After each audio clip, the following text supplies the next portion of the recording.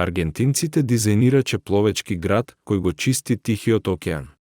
Многу земји почнаа да ги урбанизираат морските површини како резултат на климатските промени кои предизвикуваат се повисоки температури на земјата, што дополнително иницира топење на ледените плочи и забрзан пораст на нивото на морето.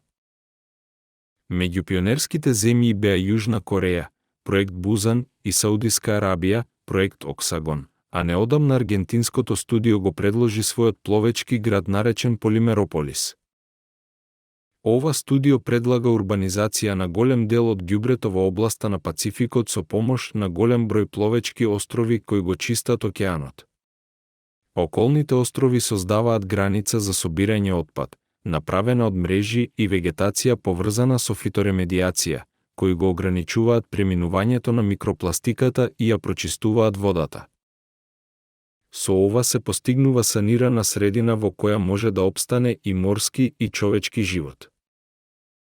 Идејата е островите да се градат од остатоци од рециклирана пластика пронајдени во водата, а Полимерополис да биде целосно самоодржлив, односно да генерира сопствени ресурси.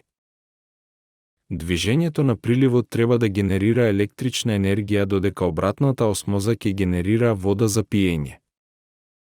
Производството на храна ќе се заснова и на одгледување морска флора и фауна во затворени лагуни. Во Полимерополис би можеле да живеат околу 4.000 жители. Како што се развива урбанизацијата, ќе има острови посветени на паркови и рекреација, аеродроми и пристаништа и екотуристички хотелски одморалишта кои луѓето ќе можат да ги посетат и да научат за системите што се користат.